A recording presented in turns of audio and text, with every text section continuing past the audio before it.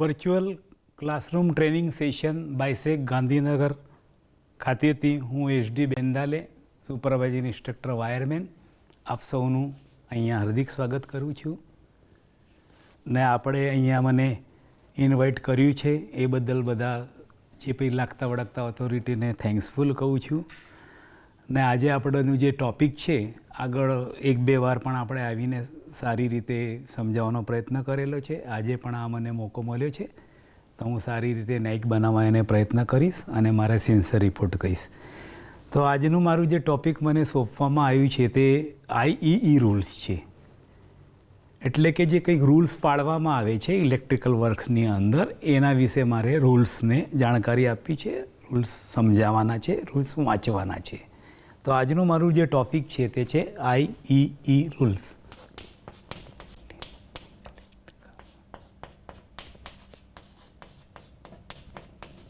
આ રૂલ્સ એટલે Indian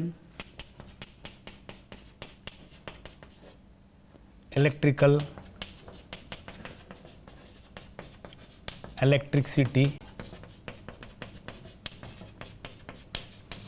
rules એટલે કે નિયમ, ઇન્ડિયન ઇલેક્ટ્રિસિટીના રૂલ્સ. તો પહેલાં તો વાત એમ કરીએ કે રૂલ્સ તો ઘણા બધા રૂલ્સો હોય છે. ટ્રાફિકના રૂલ્સ હોય, ઇલેક્ટ્રિસિટીના રૂલ્સ હોય, ઘણા બધા રૂલ્સ છે. જગ્યાએ રૂલ્સ હોય છે જે આપણે પાડવાના હોય છે. તો આપણે આજનું ટૉપિક છે ઇન્ડિયન ઇલેક્ટ્રિસિટી રૂલ્સ. તો ઇલેક્ટ્રિકલને લગતા બધા રૂલ્સ છે કે ભાઈ ઇલેક્ટ્રિસિટી જોડે કામ કરતાં પહેલાં વાયરિંગ કરવામાં 3 ફેઝ હોય, સિંગલ ફેઝ હોય, હાઈ વોલ્ટેજ હોય, જે બી કંઈક હોય ઇલેક્ટ્રિસિટીને રિલેટેડ, તો એમાં આપણે શું રૂલ્સ પાડવા જોઈએ. તો હવે આપણને એમ થાય કે રૂલ્સ પાડીએ તો શું થાય, આપણને રૂલ્સ નહીં પાડીએ તો શું થાય. તો રૂલ્સ તો પાડવા માટે જ બનાવેલા હોય છે, આપણે પાડવા જોઈએ. તો ઇલેક્ટ્રિકલ રિલેટેડ જે છે રૂલ્સ એ પાડવાથી શું થાય એમ, તો એનાથી કોઈ નુકસાન તો થતું જ નથી, બધા ફાયદા જ થતા હોય છે. તો કે પાડવાથી અથવા તો એ રીતે વાયરિંગ કરવાથી શું ફાયદા થાય, તો આપણે રૂલ્સના શું બેનિફિટ થાય છે તે લખીએ. તો 1 નંબર કે રૂલ્સને તમે ઓબે કરો, એ રીતે કામ કરો તો શું થાય છે કે સાધન જે છે, ઇન્સ્ટ્રુમેન્ટ છે, તમારું ઇલેક્ટ્રિકલ મશીનરી છે તેનું આયુષ્ય વધે.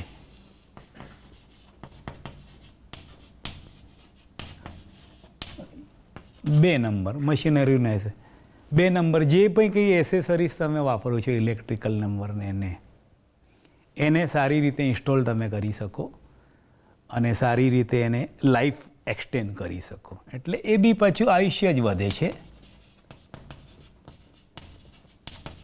પહેલો પોઈન્ટ છે મશીનરીને આયુષ્યનું, બીજો પોઈન્ટ છે નાના એસેસરીઝનો. 3 નંબર કે સેફ્ટી ફેક્ટર વધે, કે સેફ્ટી થઈ જાય. તો સેફ્ટી તો 2 રીતની છે કે એક સેફ્ટી છે સાધનની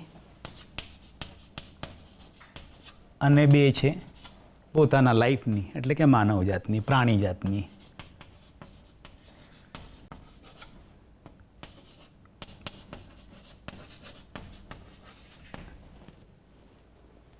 એટલે માનવજાત કરતાં તો કોઈ બહુમૂલ્ય છે જ નહીં. સાથે ઇન્સ્ટ્રુમેન્ટ છે એનું બી આયુષ્ય વધે છે, મશીનરીનું આયુષ્ય વધે છે.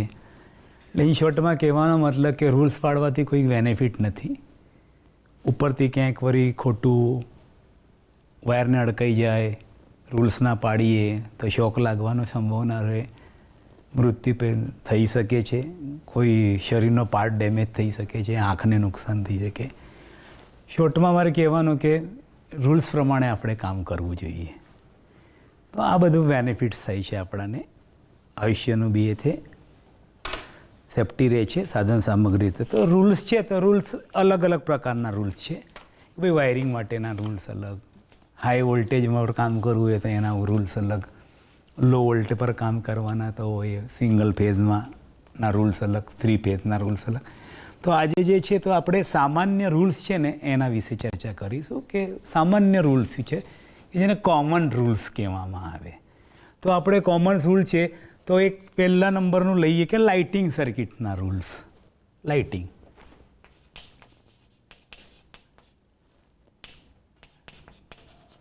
લાઇટિંગ્સના રૂલ શું છે કે ભાઈ લાઇટિંગ માટેને શું રૂલ આપણે પાવડવા જોઈએ. સામાન્ય રીતે ઘર વપરાશના પ્રકાશ માટેના સાધનો તેમજ ઓછી કેપેસિટીવાળા પંખા, સર્કિટની એસેસરીઝ વગેરે લો કરંટ લે છે.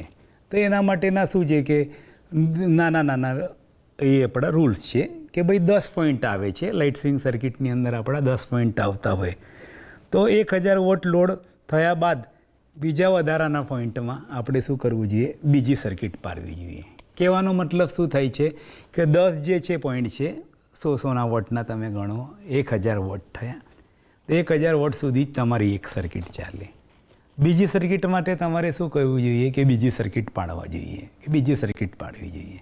આનાથી બેનિફિટ શું થાય છે કે ભાઈ એક સર્કિટની અંદર પ્રોબ્લેમ થાય તો બીજી સર્કિટ કાર્યરત છે, બીજી સર્કિટમાં પ્રોબ્લેમ થાય તો એક પહેલી સર્કિટ કાર્યરત છે કે ડિસ્ટ્રીબ્યુશન આને કહેવામાં એટલે ડિસ્ટ્રીબ્યુટ કરી દેવાનું.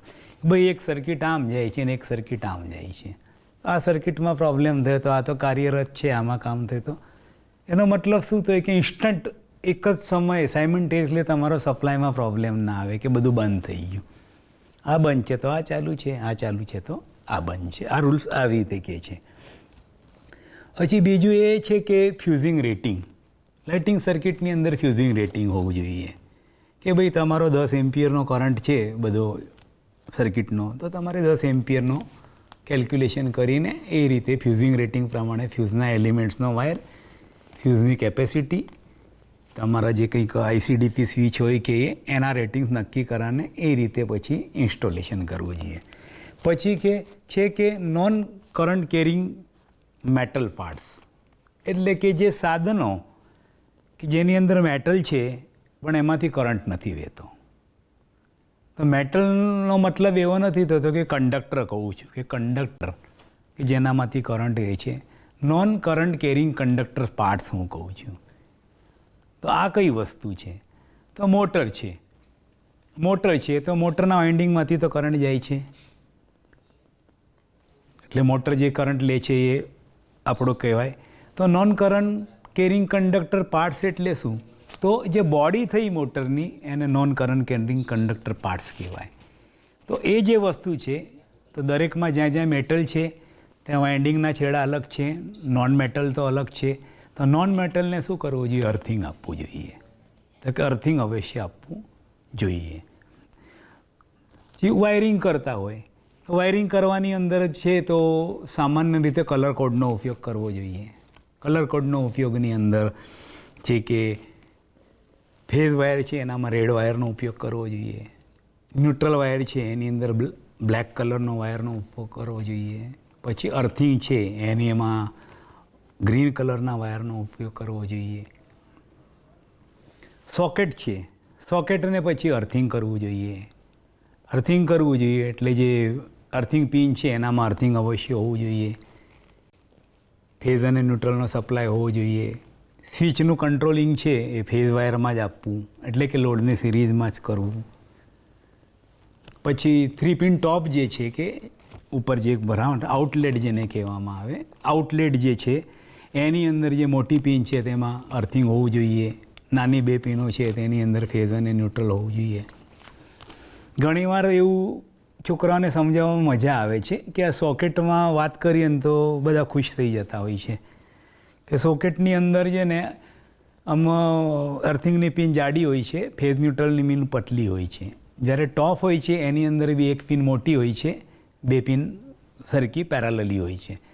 તો ઘણીવાર આપણે એમ પૂછીએ તો કે ભાઈ અર્થિંગની પિન કેમ મોટી છે, સોકેટમાં બી જાડી છે પિન અને ટોપમાં બી છે. વિચાર કરીને ઘણા છોકરા જવાબ આપતા હોય છે પણ પછી આપણે સમજાવીએ છીએ એમને કે ભાઈ શું કામ આવું છે. તો જે મોટી પિન છે તે અર્થિંગની છે, નીચેના 2 પોઈન્ટ છે તે ફેઝ અને ન્યુટ્રલના છે, એવી રીતે સામે ટોપમાં બી છે. તો સમજાવીએ ત્યારે બહુ મજા આવે એમને કે આ રીતનું બધું છે. તો આઉટલેટમાં કોઈ સાધન જોડેલું છે. સોકેટમાં તમે જ્યારે પણ એ ટોપને પ્લગ કરો છો એટલે કે નાખો છો ત્યારે સૌથી પહેલાં શું થાય છે? અર્થિંગ પિનનું કનેક્શન આવે છે. અર્થિંગ પિન પહેલાં શું થાય છે? સોકેટના અર્થિંગની અંદર કનેક્ટ થાય છે. એટલે કે અર્થિંગ મળી ગયું એનો મતલબ શું થઈ ગયું? તમે સેફ થઈ ગયા. પછી તમે અંદર ટોપને દબાવો છો તો અર્થિંગ પહેલાં મળે, પછી ફેઝ ન્યુટ્રલ જોડાઈ જાય.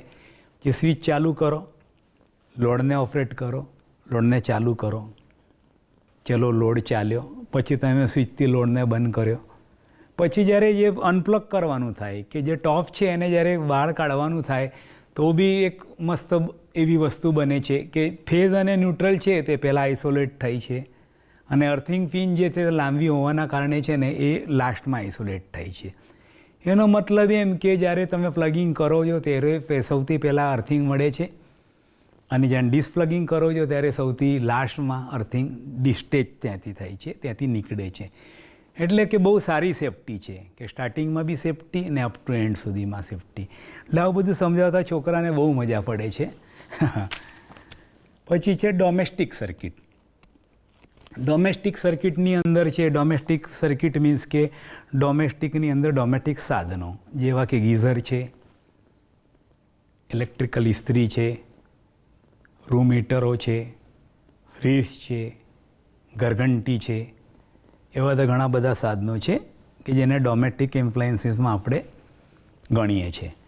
તો ડોમેસ્ટિક એપ્લાયન્સીસ માટે હંમેશા 16 એમ્પિયર 230 વોલ્ટના એક્સેસરીઝનો ઉપયોગ કરવામાં આવે છે અને જે અર્થને છે તે અર્થ કરવામાં આવે છે અને ફેઝ અને ન્યુટ્રલ સોકેટની અંદર આપવામાં આવે છે. એવી રીતે જે કંઈક આઉટલેટનું હોય છે, આઉટલેટની અંદર બી 3 વાયર હોય છે, એમાં ફેઝ ન્યુટ્રલ અને અર્થિંગ હોય છે.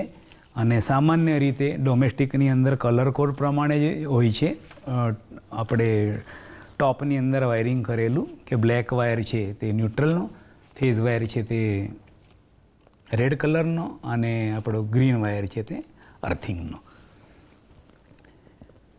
પછી જે હીટિંગની વાત કરીએ છીએ,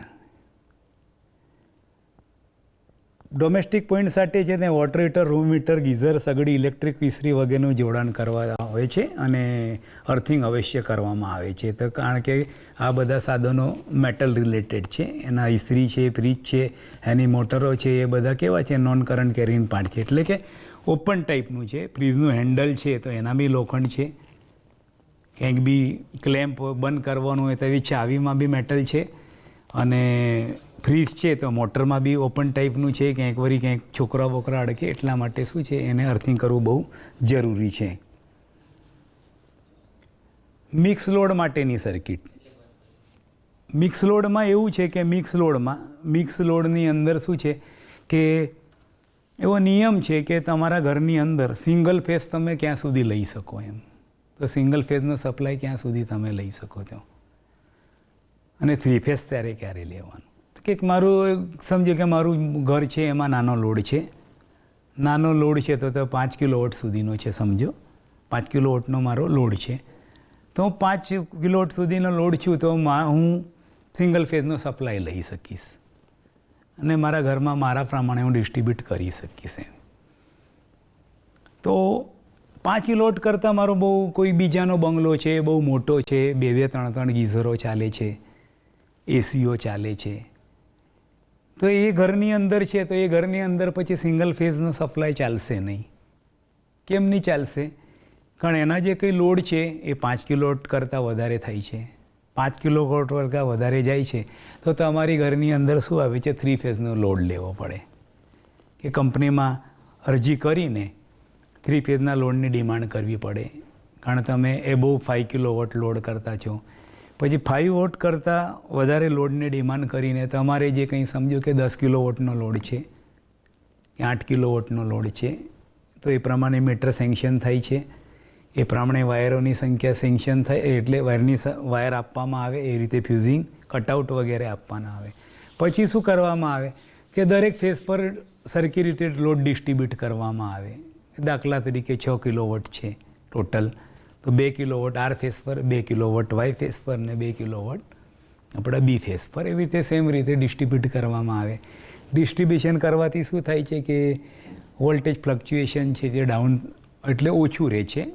મીન્સ કે કોઈ તમે સાધન ચાલુ કરો તો જનરલી શું છે કે તમે સાધન કોઈ ચાલુ કરો અને કેપેસિટી મુજબનું તમારું ના હોય, આ બધું નિયમ પ્રમાણે ના કરેલું હોય તો શું થાય છે કે ભાઈ ઘરઘંટી ચાલુ થઈને તો થોડા વાર માટે આપણા લાઇટો જે સપ્લાય છે થોડો ડીમ થતો હોય છે અને પછી પાછો તો રેગ્યુલર તો થઈ જતો હોય. તો આ ડીમ ફૂલ થાય વોલ્ટેજ ફ્લેક્ચ્યુએશનમાં સાધન બગાડવાનો એ રહે છે. એટલા માટે એવું ડિસ્ટ્રીબ્યુટ કરવાથી શું થાય કે દરેક ફેઝ છે તે હેલ્ધી બને છે, પોતાના કેપેસિટીનું લોડ શેડિંગ કરે છે અને આવો પ્રોબ્લેમ છે તે થતો નથી અને સાધન સારી રીતે કામ કરે છે. વાયરિંગ માટેના પછી આઈ રૂલ્સ છે. Rules number 1956. વોલ્ટેજ બે ફેઝ વચ્ચેના તમે વોલ્ટેજ માપો વોલ્ટમીટરથી તો શું કેવી રીતે એને લો, હાઈ, મીડિયમ એવો બધા કરવાના કે કોને લો ગણવાનું, કોને હાઈ ગણવાનું, કોને મીડિયમ ગણવાનું, એ રીતનું બાયફ્રકેટ છે. એમ કે લો વોલ્ટેજ છે તો સામાન્ય સર્કિટમાં 250 વોલ્ટ છે ત્યાં સુધીની જે છે વોલ્ટેજ એને લો વોલ્ટ ગણવામાં આવે છે. આને લો વોલ્ટ કહેવાય. એના પછી મીડિયમ વોલ્ટ આવશે, એના પછી હાઈ વોલ્ટ આવે. એટલે રેન્જ, ઇન શોર્ટમાં મારો કહેવાનો મતલબ છે રેન્જ, કે ભાઈ અહીંયાના વોલ્ટેજ અહીંયા સુધી છે તો આને આ વોલ્ટેજ કહેવામાં આવે. કારણ સાધનો ઉપર લખેલું હોય છે 230 વોલ્ટ તો આપણે એવું કહી શકીએ કે લો વોલ્ટનું સાધન છે. 440 હોય તો ભાઈ આ રેન્જનું સાધન છે. પછી છે મધ્યમ વોલ્ટેજ એટલે મીડિયમ વોલ્ટેજ. તો કયાથી કયા રેન્જ સુધીને આપણે કહીએ 650 વોલ્ટ સુધીનું જે વોલ્ટેજનું દબાણ છે એને શું કહેવામાં આવે છે? મધ્યમ વોલ્ટેજ કહેવામાં આવે છે. હાઈ વોલ્ટેજ તો 33,000 વોલ્ટ સુધીના જે વોલ્ટેજ છે તેને શું કહેવામાં આવે છે? હાઈ વોલ્ટેજ કહેવામાં આવે. કે 33,000 વોલ્ટ સુધીનું દબાણ હશે તો એને હાઈ વોલ્ટેજ કહેવામાં આવે. તે પછી છે એક્સ્ટ્રા હાઈ વોલ્ટેજ. તો એક્સ્ટ્રા હાઈ વોલ્ટેજની રેન્જ કેટલી છે, ક્યાં સુધી જે છે તો એને એક્સ્ટ્રા હાઈ વોલ્ટેજ કહેવામાં આવે. તો 33,000 વોલ્ટથી જે વધારે છે એને એક્સ્ટ્રા હાઈ વોલ્ટેજ કહેવામાં આવે છે. એટલે વોલ્ટેજ લો વોલ્ટેજ છે કે મીડિયમ વોલ્ટેજ છે કે હાઈ વોલ્ટેજ છે કે એક્સ્ટ્રા હાઈ વોલ્ટેજ છે એના માટેનો આ નિયમ છે. પછી છે ઇલેક્ટ્રિકલ સિટીના મોટા પછી છે સામાન્ય નિયમો છે.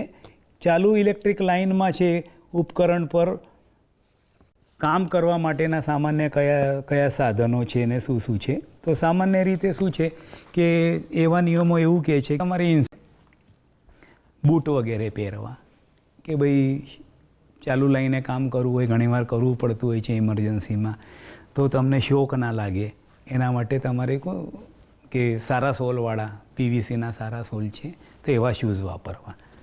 એવું કરવાથી શું થાય તો ચાલુ લાઈન પર કામ કરવાથી તમને શોક ના લાગે, તમારી સેફટી રહે. બીજો એવું છે કે ઘણીવાર ચાલુ લાઈનમાં કામ કરવા માટે બીજી રીતે પણ તમે કામ કરી શકો કે તમે હાથના મોજા છે તે વિયર કરી શકો. એને સેફટી હેન્ડ ગ્લોવ્સ કહેવામાં આવે. એ 25,000 વોલ્ટ પર કામ કરતા હોય પણ સામાન્ય વોલ્ટેજ પર બી તમે એને યુઝ કરી શકો કે ભાઈ ચાલુ લાઈન પર કંઈ કામ કરવું હોય તો આપણે ગ્લોવ્સ પહેરીને જે કંઈ કામ કરવાનું છે એ કરી શકો છો. બીજું એક છે કે ચાલુ લાઈન પર કામ કરવા માટે તમારે ચાલુ લાઈન પર લાઈવ વાયર પર કામ કરો છો તો તમે અર્થિંગ પર ઊભા રહો તો તમને શોક લાગતો નહીં. પણ તમને શોક લાગવાના ચાન્સીસ બી છે, ભલે તમે શું કર્યું છે શૂઝ પહેર્યા છે. કારણ એક લાઈવ વાયર પર કામ કરો, તમારા શૂઝથી તમારું બોડી છે તે આઇસોલેટેડ થઈ જશે અર્થિંગથી, એટલે શોક તો લાગશે નહીં તમને. પણ બીજો હાથ, આ એક લાઈવ ફેઝ છે આર, અને બીજો હાથ છે જો વાય ફેઝને તમે અડી જાઓ ભૂલથી, ભલે તમે શૂઝ પહેર્યા છે તો તમને શોક લાગશે. કારણ શું છે કે રાઈટ હેન્ડ તમારો આર ફેઝ પર છે, લેફ્ટ હેન્ડ તમારો વાય ફેઝ છે, તો તમારા બોડીમાંથી કરંટ તો જશે નહીં જમીનની અંદર, પણ તમારા બોડી ટુ બોડી કરંટ જશે. મીન્સ કે આ હાથમાંથી કરંટ ગયો, વચ્ચે તમારું હૃદય આવ્યું ને આ હાથમાંથી કરીને શોર્ટ વેથી તમારો કરંટ પસાર થશે, ભલે નીચે નહીં ઉતરે. તો વચ્ચે તમારું હાર્ટ આવ્યું, શરીર આવ્યું તો તમારા શરીરને શું કહે શોક લાગી શકે છે. જે સામાન્ય નિયમો એવા છે વાયરિંગ માટેના કે ચેતવણીની નોટિસ કે 440 વોલ્ટ હોય તો તમારે જે છે એ જે કંઈ ડિસ્ટ્રીબ્યુશન બોર્ડ છે કે સ્વિચ બોર્ડ છે કે એના ઉપર છે ને ચેતવણીની નોટિસ આપવી. કે ચેતવણીની નોટિસ એટલે કે એક લાલ કલરનું બોર્ડ છે એના ઉપર ડેન્જર લખેલું હોય છે. અને આ રીતે બે હાડકાને અહીંયા એક ડેન્જર માણસ બતાવેલો હોય છે અને નીચે કે 440 વોલ્ટ ભયા હોય એવું લખેલું હોય છે. કે 440 વોલ્ટ હોય તો તમારે આ રીતનું બોર્ડ લગાવવું જરૂરી બને છે. કે 440માં લગાવવાનું એવું કારણ કે 440 વોલ્ટથી શોક લાગવાની જે છે, શોક તો 230 વોલ્ટથી બી લાગે, 440 વોલ્ટથી બી લાગે, પણ 230 વોલ્ટથી શોક લાગવાથી કદાચ માણસ થોડું સેફ તો ના કહેવાય, એને અસર થશે પણ એટલી બધી નહીં થશે, બેરેબલ થશે. થોડું કંઈ પ્રોબ્લેમ થશે તો એ આપણે રેક્ટિફાઈ કરી શક્યું. પણ 440 વોલ્ટની અંદર જે શોક લાગે તો એ ડેન્જર હોઈ શકે, બહુ લાંબુ પડતું નુકસાન કરતા હોઈ શકે. એટલા માટે 440 વોલ્ટ પર જે કંઈક જે સ્વિચિંગ છે કે બસબાર બોર્ડ છે કે એના બાજુમાં ડેન્જર બોર્ડ લગાડવામાં આવે અને સ્કોલનોઇડ હોય છે, એવી એક નિશાની હોય છે અને નીચે 440 વોલ્ટ. માણસ પહેલાંથી ચેતી જાય કે ભાઈ અહીંયા ખુલ્લા પગે કે આમ લેથાર્થિક કામ ચાલશે નહીં, નિયમ પ્રમાણે કામ કરવું પડશે. પણ કેપેસિટર માટેનો એક છે કે કોઈ પણ કેપેસિટર છે, બરાબર છે, એ ભલે આમ પડેલું હોય તો એ પહેલાં એને ડિસ્ચાર્જ કરવું. શું કરવું? ડિસ્ચાર્જ કરવું. કે એક કેપેસિટર છે કે એ કેપેસિટર છે એટલે એના ઉપર શું છે, બે છેડા છે, એ કોઈ ચાર્જ કરીને મૂકી દે છે. ચાર્જ ફેઝ અને ન્યુટ્રલથી એને ચાર્જ કરી દેશે એટલે આનામાં શું આવશે, આ બે છેડા ઉપર લીડ પર ચાર્જિંગ આવી જશે. હવે સમજો કે અહીંયા આમ પડેલું છે તો દૂરથી જોવાવાળાને એવું લાગે કે આમાં તો કંઈ સપ્લાય આપેલો નથી. સપ્લાય આપેલો નથી તો હું બે છેડાને પકડું જોઉં શું થાય છે. તો એવામાં શું છે કે શોક લાગવાની એને શક્યતા છે, લાગશે જ 100%. કારણ કેપેસિટર શું થયું છે, ચાર્જ થઈ ગયું છે, અંદર ઇલેક્ટ્રિસિટીનું સ્ટોરેજ છે. તો એ તમે જ્યારે પકડશો ને એટલે તમારા બોડીથી એ ડિસ્ચાર્જ થશે. એ બોડીથી ડિસ્ચાર્જ થશે એટલે તમને શોકની અસર થશે. તો એવા સંજોગોમાં શું કરવાનું છે કે કેપેસિટર છે એના બે છેડા, એ ચાર્જ હોય કે ના હોય, એના બે છેડા પકડીને એને શું છે આમ લગાડી જ દેવાનું. તો ડિસ્ચાર્જ હશે તો કશું થશે નહીં, ચાર્જ હશે તો થોડું ઘણું સ્પાર્કિંગ થઈને ડિસ્ચાર્જ થઈ જશે. પછી એને તમે અડકો તો એનો કશો પ્રોબ્લેમ આવશે નહીં કે શોક લાગશે નહીં ઇન શોર્ટની અંદર.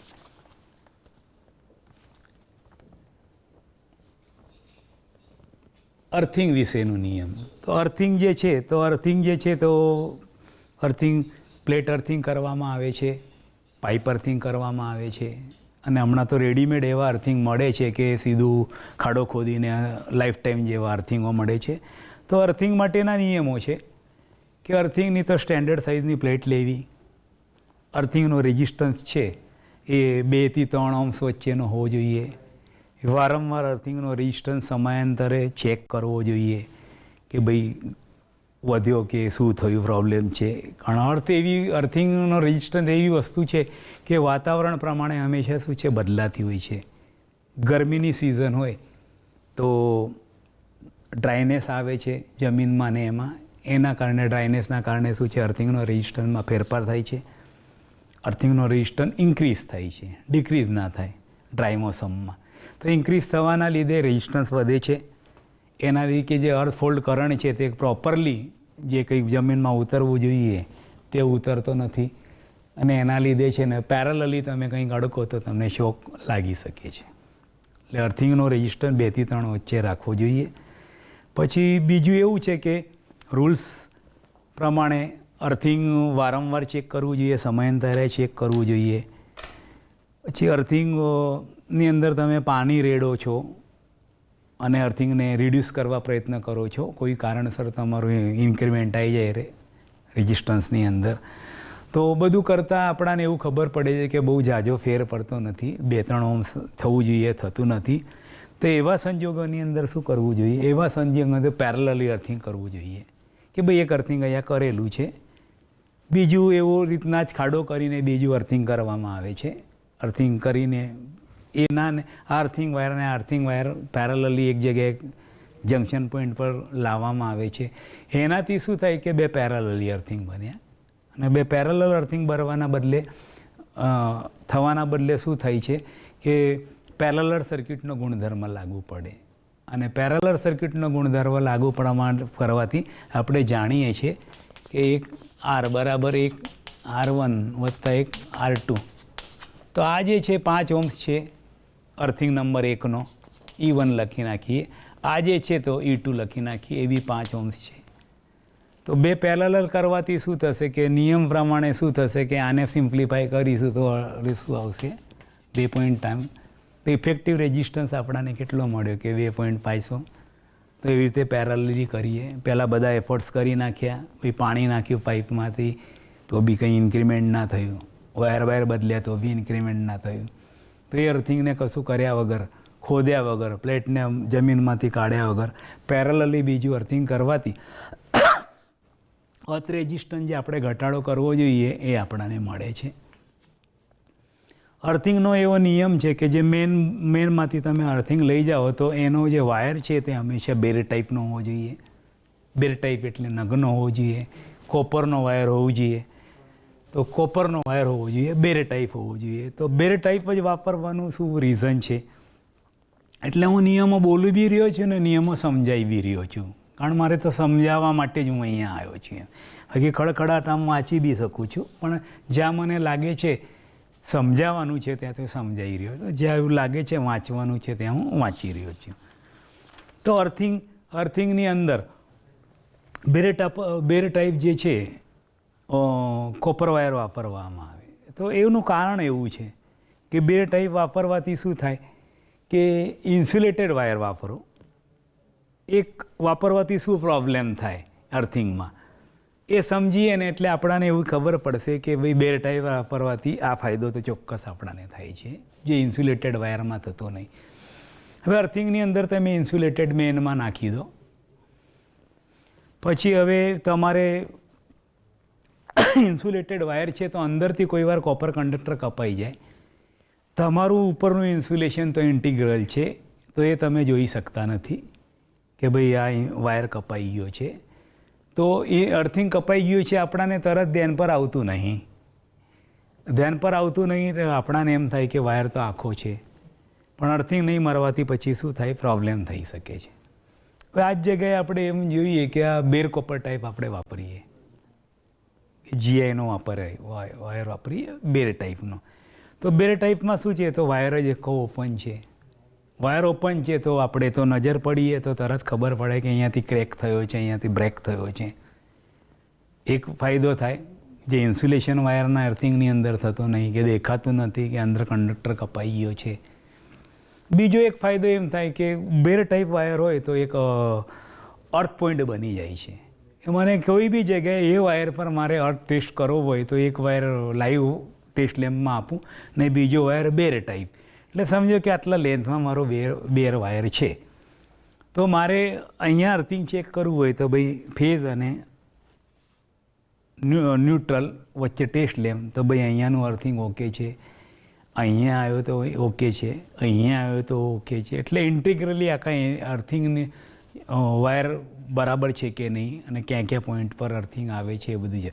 એટલે ઇન્સ્યુલેશનમાં પોસિબલ જ નથી. સમજો કે અહીંયા આવ્યું, અહીંયા મારે જોવાનું હોય તો ઇન્સ્યુલેશનનું શું કરવું પડશે, થોડું અવે કરવું પડશે, કટ મારવો પડશે, થોડું કંડક્ટર શોધવો પડશે.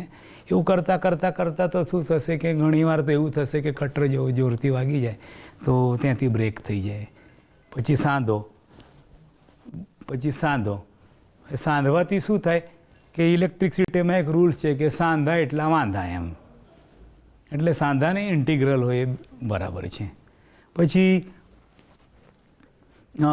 અર્થિંગની અંદર ઘણીવાર એવું થાય છે કે પૂછતા હોય છોકરાઓ બી, એટલે અમને બી મજા આવે એને ડિસ્કસ કરવાનું, કે એવું પૂછતા હોય છે કે સાહેબ કોલસો જ કેમ વાપરવાનો એમ, કે અર્થિંગમાં મારે કોલસો જ કેમ વાપરવાનો એમ, મીઠું જ કેમ વાપરવાનું એમ, બીજું કંઈ ના ચાલે. મસ્ત સવાલ હોય છે અને જવાબ બી મજા આવે છે આપવામાં. તો કોલસો એવી વસ્તુ છે કે દરેક સિઝન અલગ અલગ હોય છે. તો કોલસો ગરમીમાં બરાબર છે, તો કોલસાનું એવી કેરેક્ટરિસ્ટિક છે કે કાર્બન મટીરિયલ છે. તો કોલસાની એવી કેરેક્ટરિસ્ટિક છે કે ગરમી એની જેમ વધશે ને એમ એનું રેઝિસ્ટન્સ ઘટશે. તો ડ્રાય જે છે, ડ્રાય સિઝનની અંદર શું છે કે ગરમી વધવાની જ છે. દાખલા તરીકે ઉનાળાના સિઝનમાં કે ગરમી વધી તો રેઝિસ્ટન્સ તો અર્થિંગનું હંમેશા લો લેવલ પર જ રહેવું જોઈએ, ઓછું જ રહેવું જોઈએ. તો ભાઈ ગરમી વધી તો જે કોલસો છે, કોલ છે, એની એવી કેરેક્ટરિસ્ટિક છે કે ભાઈ ગરમી વધી તો રેઝિસ્ટન્સ ઘટાડો. એટલે એ તો આપણને જોઈએ છે કે ભાઈ ગરમી વધે તો રેઝિસ્ટન્સ ઘટે, રેઝિસ્ટન્સ ઘટશે તો ફોલ્ટ કરંટ જે છે તો આખો જમીનમાં ઉતરી જશે. એટલે કોલ કે કોલસો વાપરવાનું એક કારણ રહ્યું. બીજું છે જે એ લોકો પૂછતા હોય છે કે મીઠું જ કેમ વાપરવાનું એમ. તો મીઠું છે તો મીઠાની કેરેક્ટરિસ્ટિક એવી છે કે મીઠું ગમે ત્યારે તમે ગમે એટલું પેક કરી દો ને તો બી એમાં ભેજ આવે. તો ભેજ આવે તો ખડ્ડાની અંદર કે જે કંઈ ખડ્ડો ખોદ્યો છે અર્થિંગ માટે એમાં તો ભેજ તો જરૂરી જ છે. કારણ ભેજ પૂરો નહીં પડતા તો આપણે અર્થિંગ રેઝિસ્ટન્સ રિડ્યુસ કરવા માટે તો પાણી નાખીએ જ છીએ. તો એના ઓપ્શનમાં આ છે તો કે ભાઈ તમારું આખું મીઠું છે તો એ તો ભેજ તો સંગ્રહ કરશે જ. ભેજ સંગ્રહ કરશે તો એ અર્થિંગ માટે તો નેસેસિટી છે કે લો રેઝિસ્ટન્સ ઉત્પન્ન કરશે. બધો જે છે અર્થફોલ્ડ કરંટ છે તે જમીનમાંથી વહી જશે. પછી બીજું એક છે કે મોટી મોટી બિલ્ડિંગની અંદર અર્થિંગ માટે શું વાપરવું જોઈએ તો કે લાઇટિંગ એરેસ્ટર વાપરવા જોઈએ. લાઇટિંગ એરેસ્ટર એટલે મોટી મોટી બિલ્ડિંગો છે એના ઉપર લાઇટિંગ એરેસ્ટર વાપરવામાં આવે. લાઇટિંગ એરેસ્ટર એટલે વીજળી, આકાશીય વીજળી કે જે ચોમાસાની અંદર બે જે છે તે વાદળિયા એકબીજા જોડે પોઝિટિવ નેગેટિવ ચાર્જવાળા ભેગા થઈને જે વીજળી ઉત્પન્ન કરે છે તો એ વીજળી છે તે મોટા ટાવર પર પડે અને લાઇટનિંગ એરેસ્ટર ના હોય તો શું થાય તો કે બહુ નુકસાન થાય. એવું સાંભળ્યું છે કે ધાબા બેસી જાય અને વીજળી ઉપરથી પડે તો એ બધા સીલિંગને તોડીને છે ને નીચે ઉતરી જતી હોય છે. ઇલેક્ટ્રિકલ સાધનો બધાથી ડેમેજ કરતી હોય છે. એવું બધું વાંચેલું છે ને જોયેલું બી છે કે આ રીતનું નુકસાન થયેલું હોય છે. તો એવા સંજોગોમાં શું કરવામાં આવે, બિલ્ડિંગના ઉપર છે ને લાઇટનિંગ એરેસ્ટર મૂકી દેવામાં આવે છે. લાઇટનિંગ એરેસ્ટર એટલે વીજળી, આકાશી વીજળી છે તેને તે કેચ કરે છે, મીન્સ કે પોતાના ઉપર લઈ લે છે. તો પોતાના ઉપર લેવાથી શું થાય છે તો એના માટે આપણે એક સર્કિટ બનાવીએ સમજવા માટે કે સમજો કે આ રીતનું છે. આમ એક લાઇટિંગ એરેસ્ટર છે. આને આપણે છે ને ઉપરના માળેથી છે કે આપણે અર્થિંગની અંદર કોપરના બારથી કે પટ્ટીથી ગોળ વાયરથી નિયમ પ્રમાણેનો અહીંયા આમ જોડી દીધું છે. આ લાઇટનિંગ એરેસ્ટર છે. તો લાઇટનિંગ એરેસ્ટરની અંદર શું હોય છે કે એક એવી સર્કિટ છે. આની અંદરની સર્કિટ બતાવું કે આની અંદર શું છે. તો આ એક રેઝિસ્ટન્સ છે અને આ છે ને એક કોન્ટેક્ટ છે અને આ જે છે ને તમારો વાયર, આ લાઈવ વાયર છે. લાઈવ આ રેઝિસ્ટન્સ છે અને આ વાયર છે ને તે અર્થિંગ જોડે જોડી દેવામાં આવે. હવે લાઈવ વાયર પર જ્યારે વીજળી પડે છે ને તો આનું છે ને આ રેઝિસ્ટર એવો છે કે એનું રેઝિસ્ટન્સ ઘટી જાય. એનું રેઝિસ્ટન્સ શું થાય, ઘટી જાય ને આ બધું શું છે કે ઘટે એટલે કરંટ વહે એટલે આ બધું કરંટ છે તે અર્થિંગમાં જતો રહે. એટલે અર્થિંગમાં કરંટ પાસ થઈ ગયો એટલે પછી બિલ્ડિંગમાં ઉતરવાની જરૂર નહીં, એટલે બારોબાર અર્થની અંદર જતો રહ્યો એટલે બિલ્ડિંગ સેફ થઈ ગયું અને અર્થફોલ્ડ કરંટ છે તે જમીનમાં ઉતરી ગયો, સેફ થઈ ગયું બધી રીતનું અને નુકસાન થતું અટકી ગયું. તો આજનું આ લેસન છે એવું લાગે છે કે તમે બધું ઇન્ટરેસ્ટ પડ્યો હશે. મેં મારા પ્રયત્ન છે અને ટાઈમના લેક ઓફ ટાઈમના લીધે હું અહીંયાથી મારું લેક્ચર છે એ પૂરું કરવા જઈ રહ્યો છું. આપે મને સારી રીતે સાંભળ્યો, સિન્સિયરલી સાંભળ્યો, ડિસિપ્લિન રીતે સાંભળ્યો અને મને આ એક મોકો મળ્યો અહીંયા આવવાનો, લેક્ચર આપવાનો. તો નેક્સ્ટ ટાઈમ આપણે બી બધા મળીશું જો મોકો મળશે તો આપણા એ બધાએ મને સારી રીતે સાંભળ્યા એ બદલ આપસીનું થેન્ક યુ કહું છું અને આપ સૌને ધન્યવાદ કહું છું. આટલું કહીને હું વિરમું છું ને આશા રાખું છું કે સારી રીતે તમે છો એ સારી રીતે મને સપોર્ટ કર્યો છે, સાંભળ્યો છે, કોઓપરેટ કર્યો છે. એના બદલ ખૂબ ખૂબ થેન્ક યુ કહું છું. Thank you very much. તો વિરમું છું. Okay, thank you, good bye.